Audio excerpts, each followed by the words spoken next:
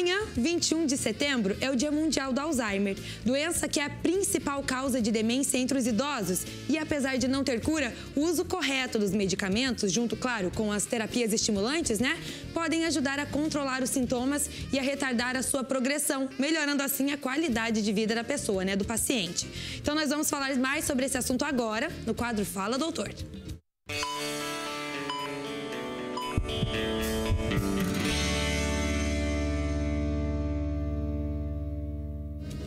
E quem está aqui para conversar com a gente sobre Alzheimer é a neurologista Renata Mariana Barbosa. Muito boa tarde, doutora. Boa tarde, Maria Esther. Seja muito bem-vinda aqui ao Ver Mais.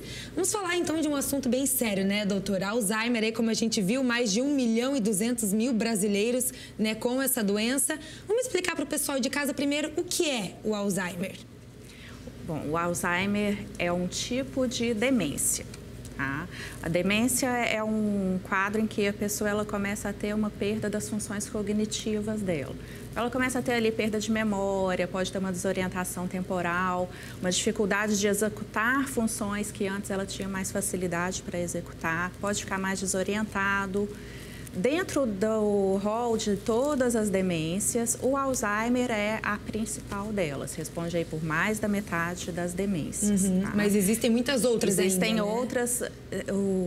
Acaba que é seguido aí pela doença vascular, a doença mista, quando junta o Alzheimer mais a demência vascular. E o Alzheimer responde ali por cerca de 55% mais ou menos das demências. Então, nem toda demência é Alzheimer, mas o Alzheimer é um tipo de demência e é aí a principal causa de demência. Tá, que afeta muitas pessoas mesmo, né? E até quando a gente estava conversando um pouquinho aqui antes, você me disse que dessas 1.200.000 pessoas aí que têm a doença, metade não sabem que tem a doença, né, doutora?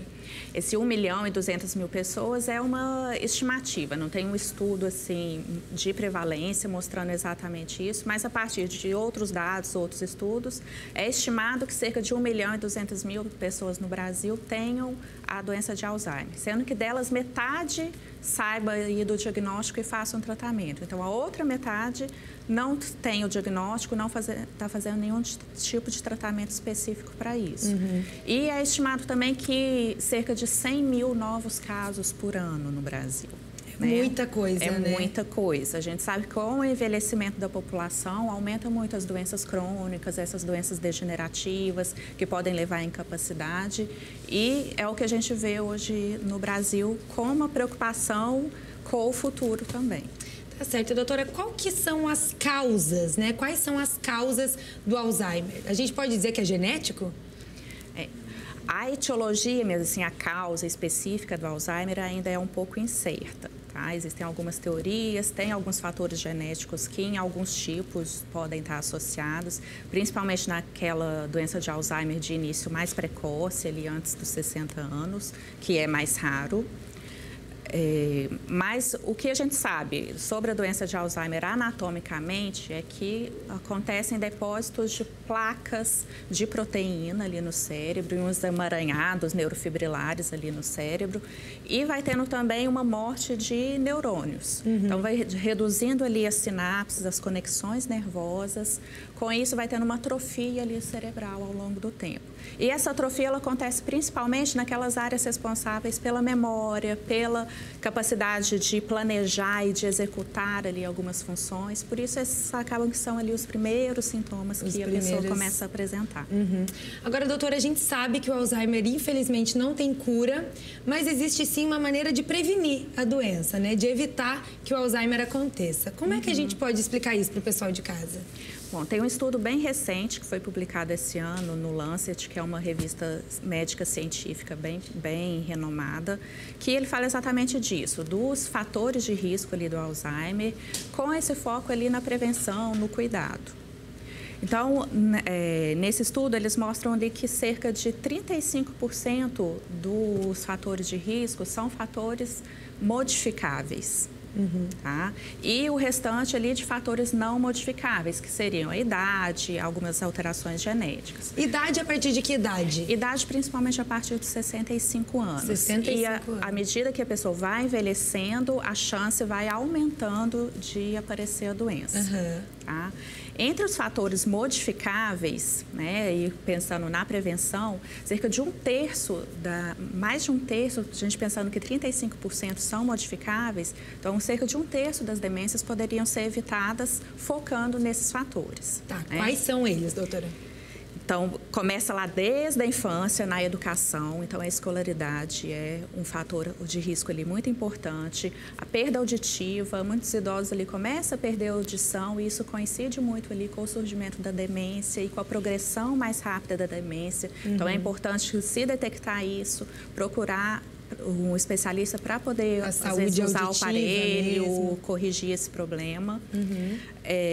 Hipertensão, diabetes, obesidade, o sedentarismo, o tabagismo, depressão, o isolamento social também é outro fator aí importante em relação a esses fatores modificados. Então tem que tentar o quanto antes já ir pensando nisso tudo, nesses fatores de risco, e né? cercando para todo lado para conseguir lá no futuro evitar que tem aí esses casos de demência. Esses casos de demência, tá certo. Agora, doutora, um outro assunto que eu acho que é bem importante a gente falar aqui, por exemplo, uma família que tem um idoso, um avô, uma avó, né, com Alzheimer. Como tratar? Essa é uma dúvida que a gente vê muitas pessoas, né, sempre perguntando, como é que eu trato? Esquece todo dia, às vezes para de reconhecer o netinho. Como, né, lidar com isso dentro de casa? O Alzheimer, a gente sabe que é uma doença que é progressiva, né? Então, ela progride lentamente ao longo dos anos. Então, essas dificuldades, elas não aparecem todas de uma vez, né? Começa ali, primeiro, com uma alteração da memória, começa a ficar ali a pessoa mais repetitiva, contando a mesma coisa sempre. E depois algumas alterações de comportamento, ficar desorientado. Então, o que a gente orienta é tentar não confrontar, tá? Fala o certo, mas muda de assunto, distrai com outra coisa. Um sintoma muito importante que aparece, às vezes, é a síndrome do pôr do sol, que é o paciente ficar ali mais confuso no final da tarde. E falar assim, eu quero ir para casa. Começa a falar que quer ir para casa. Então, nessas situações, tentar mudar de assunto, distrair com outra coisa, buscar ali alguma alternativa para mudar o foco do paciente nesse momento. E essa alternativa que você viu que funciona, você pode usar ela várias vezes. Repetir sempre a mesma ela vai estratégia. funcionar ali durante um bom tempo. Tá certo, então. Então, doutora Renata Mariana Barbosa, neurologista, conversou aqui com a gente sobre Alzheimer. Muito obrigada, doutora. Obrigada. Boa tarde.